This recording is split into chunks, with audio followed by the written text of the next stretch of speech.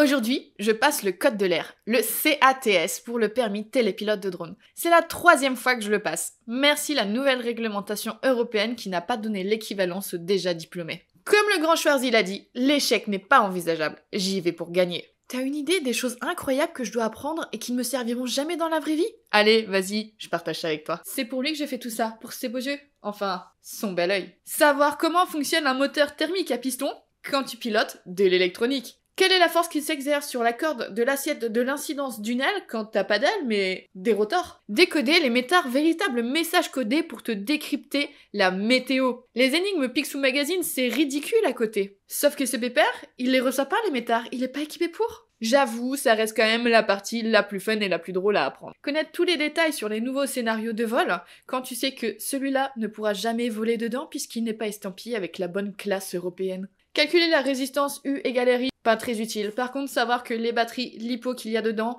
ont un fort risque inflammable si on ne s'en occupe pas correctement, ça, c'est utile. Savoir ce qu'est une capsule anéroïde. Ah non, j'ai pas dit hémorroïde.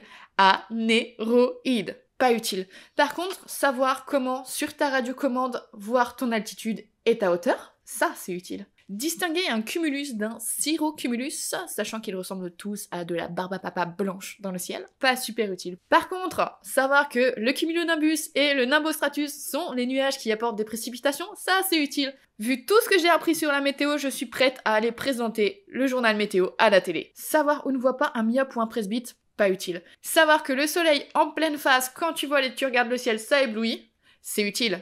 N'oublie pas tes lunettes de soleil. Savoir qu'à la tropopause, à 11 km d'altitude, il fait moins 56 degrés, alors que cette petite machine n'a pas le droit légalement de voler à plus de 120 mètres, super utile. En revanche, savoir qu'au plus tu t'élèves, au plus les vents sont forts, ça c'est utile. Connaître les noms des systèmes de satellites américains, russes et européens, pas utile. Savoir que pour pouvoir voler dans de bonnes conditions, tu dois avoir au moins le signal de 4 satellites, ça c'est utile. Parfois tu as des questions qui n'étaient pas dans le manuel mais qui font preuve de bon sens, alors j'en ai une pour toi que j'ai eue ce matin au passage de l'examen. Tu dois entreprendre un vol dans une zone où tu sais qu'il y a beaucoup d'oiseaux. À savoir que les oiseaux sont un peu les ennemis du drone puisque c'est dangereux, puisqu'ils peuvent te foncer dessus. Notamment tout ce qui est mouette et goéland, j'ai clairement l'angoisse de la mouette et du goéland puisque ça attaque le drone. Et les rapaces, ben c'est pas forcément mieux. Maintenant que tu as les infos, voici les propositions. Réponse A. Tu décolles en espérant que le bruit du drone effraiera assez les oiseaux. Réponse B.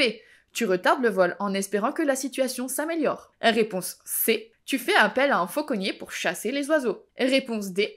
Tu tires une fusée de détresse pour les faire déguerpir. Dis-moi en commentaire, selon toi, quelle est la bonne réponse. Savoir que tu peux avoir jusque 1 an d'emprisonnement et 75 000 € d'amende selon l'infraction, oui, ça, c'est utile. Tu veux piloter? Fais-le dans les règles. Tu veux piloter? Fais-le dans les règles. Tu veux piloter? Fais-le dans les règles. Apprendre toutes ces infos absolument passionnantes, c'est un moindre sacrifice par rapport au plaisir que c'est de voler avec cette petite chose. Bravo, Roméo, Alpha, Victor, Oscar. Bravo. Je l'ai eu! On se revoit dans 5 ans pour le repasser?